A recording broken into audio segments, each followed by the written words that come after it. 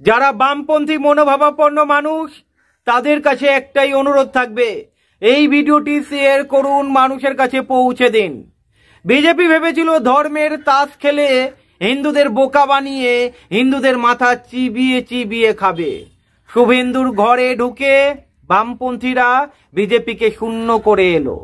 সমবায় সমিতি নির্বাচনে কুসুমপুরে ওই যে গোবর ঘোষ বলেছিল না, একই বৃন্তে দুটি কুসুম, ওই কুসুমপুর সমবায় সমিতি নির্বাচনে পূর্ব মেদিনীপুরে বিজেপিকে ধরাশায়ী শূন্য পেয়েছে। সমবায় সমিতি নির্বাচনে তৃণমূলও খাতা খুলতে পারেনি। 9টা আসনে বামপন্থী প্রগতিশীল প্রার্থীরা 9টা আসনেই জয়লাভ করেছে। আমি জানি অনেক বামপন্থী বন্ধুরা রয়েছেন যারা বামে সাপোর্ট করেন, তারা পর্যন্ত বিশ্বাস করতে পারছে না যে বামেরা ভালো ফল করতে পারে, 2026-এ একটা চমক দেখাতে পারে। তার কারণ আপনারা জানেন, তার একটাই কারণ, তাদের মধ্যে বিষ ঢুকিয়ে দিয়েছে ওই যে আর বাংলার মতো কিছু চ্যানেল রয়েছে, তারা এমন ভাবে হিন্দু মুসলিমের মধ্যে বিভাজন ঘটাচ্ছে, তারাও ভাবছে এবারে মাথায় হাত, আবার বামপন্থী পিছিয়ে গেল। এমন একটা বাতাবরণ শুভেন্দু অধিকারী নাটক করে ক্রিয়েট করার চেষ্টা করছিল, সেখান থেকে অনেক বামপন্থীরা ভেবেছিল এবারে হয়তো আরো পিছিয়ে গেল বামেরা।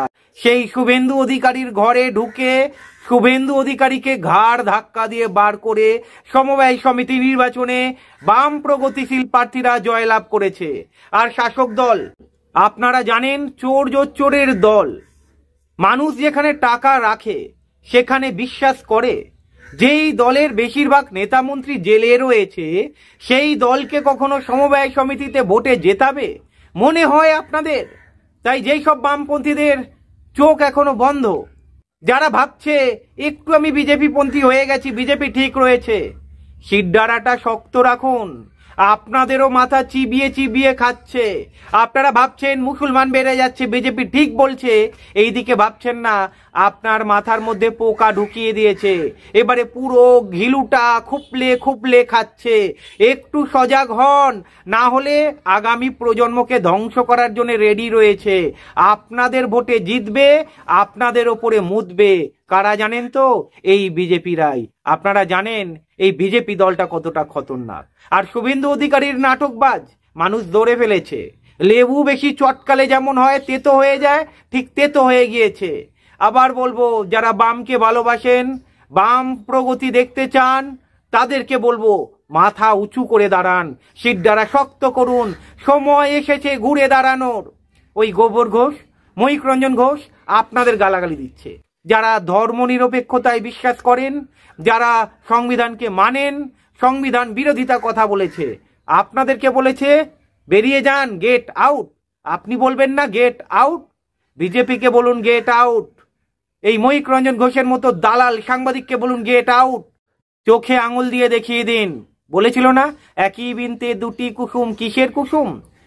ওকে ঘাড় ধরুন এবং ওকে জিজ্ঞাসা করুন, তোর বাবাকে জিজ্ঞাসা কর কিসের কুসুম, এবং কুসুমপুরে নিয়ে যান, দেখিয়ে দিন বিজেপি কিভাবে ধরাশায়ী হয়েছে, শূন্য পেয়েছে, শূন্য। যেই বামকে বলে শূন্য, যেই বামকে বলে খাতা খুলতে পারবে না, সেই বামের কাছে হেরে গিয়েছে। লজ্জা করে না এবারে? অ্যাকচুয়ালি মানুষ তো বিশ্বাস করে না এদের, জানে তো চোর জোচ্চোরের দল, এদেরকে বিশ্বাস করে কি হবে? এই তো আজকেকার খবর, কোনো এক বিজেপি নেতা সোনা চুরি করতে গিয়ে ধরা পড়েছে। ভাবুন, যেই দলে চোর জোচ্চোররা রয়েছে, তৃণমূল থেকে চুরি করে বিজেপিতে এসেছে ডাকাতি করতে, সেই দলকে ভরসা করবেন? শুভেন্দু অধিকারী 2026 ফিনিশ। তাই আপনাদেরকে বলছি, যারা এখনো পর্যন্ত ভাবছেন বামেরা পারবে না পারবে না, বিভিন্ন জায়গায় সমবায় সমিতি নির্বাচনে দেখতে পাচ্ছেন, আপনারা দেখতে পাচ্ছেন বামে এক ঝাঁক তরুণ নেতা নেত্রী রয়েছে, চোর জোচ্চোরকে ভোট দেবেন ভাবছেন? দিন তাহলে। যদি মনে হয় চোর জোচ্চোরকে ভোট দেবেন, ওদেরকে জেতাবেন, যদি মনে হয় আপনার আগামী প্রজন্ম আরো ভালো থাকবে, তাহলে দিন। যদি মনে হয় সত্যি হিন্দু খাত্রে মেহে, আমি বলবো তাহলে আপনার বাপ ঠাকুরদাকে জিজ্ঞাসা করুন সত্যি ওই সময় হিন্দু খাত্রে মেয়ে ছিল কিনা আমাদের পশ্চিমবঙ্গে তথা ভারতবর্ষে। যেই ঘোল আপনাদের খাইয়েছে, হিন্দুত্বের ঘোল, অ্যাকচুয়ালি এই বিজেপি তো কিছু উন্নতি করতে পারেনি, কিছু দালাল মিডিয়াকে লাগিয়ে দিয়েছে, দালাল মিডিয়াকে লাগিয়ে আপনাদের মাথাটা খাচ্ছে। দেখুন, দলে দলে মানুষ সিপিআইএম এ ফিরছে, অনেক মানুষ সিপিআইএম কে ভুল বুঝে আমি জানি সিপিআইএম ওই সময়ে প্রোটেকশন দিতে পারেনি 2018 সালের দিকে, তাই আপনারা বিজেপিতে চলে এসেছেন।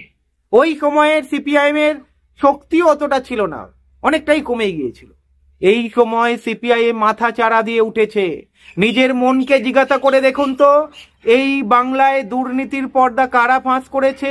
নিজের মনকে জিজ্ঞাসা করে দেখুন তো, বামেদের যেসব তরুণ নেতা নেত্রী রয়েছে তারা যোগ্য কি অযোগ্য?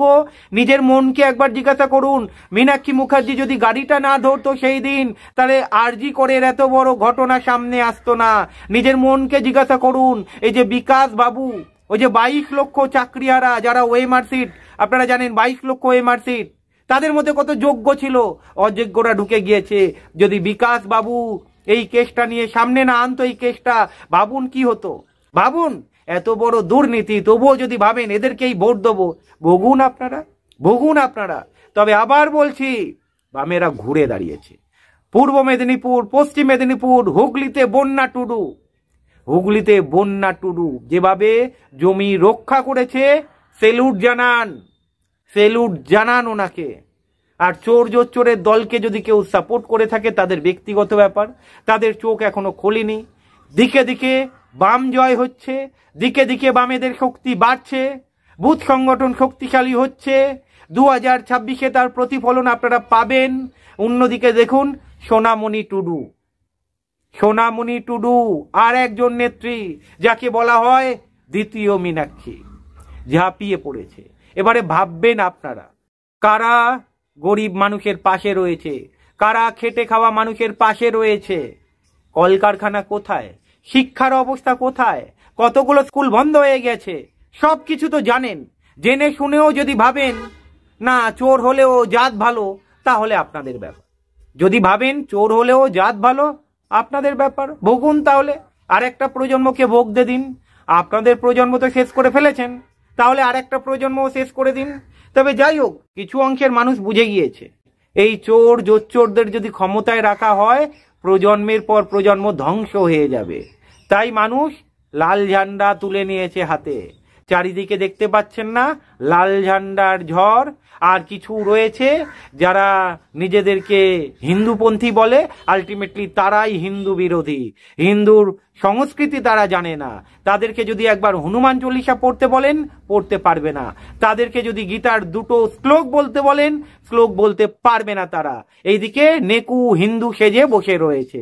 আর ওই গোবর ঘোষ, ওই যে আর বাংলার সাংবাদিক, যা খাওয়াচ্ছে আপনারা হাততালি দিচ্ছেন, বাহ। আর শুভেন্দু অধিকারীর নাটক আপনারা দেখে যাচ্ছেন। নাটক দেখুন, শুভেন্দু অধিকারীর প্যান্ট খুলে দিয়েছে বামপন্থীরা, এই যে মহিক রঞ্জন ঘোষের প্যান্ট খুলে দিয়েছে। আগামী দিনে যারা ভাবছে বিজেপি আসবে, বিজেপিও দেখবেন হাওয়া। 2026-এ বিজেপি 26টার বেশি আসন পাবে কিনা সন্দেহ রয়েছে। তৃণমূলের মাথায় যদি কেউ ছাতা ধরে থাকে, বিজেপি ছাতা ধরে রয়েছে। তৃণমূলকে যদি কেউ ক্ষমতায় রাখে, যারা বিজেপিকে ভোট দেবে তারাই ক্ষমতায় রাখবে। তার কারণ বিজেপিও ক্ষমতায় আসতে পারবে না, বিজেপি জানে। আর যেই দলটা লড়ছে সেই দলটার পাশে আপনারা থাকবেন না, হতে পারে।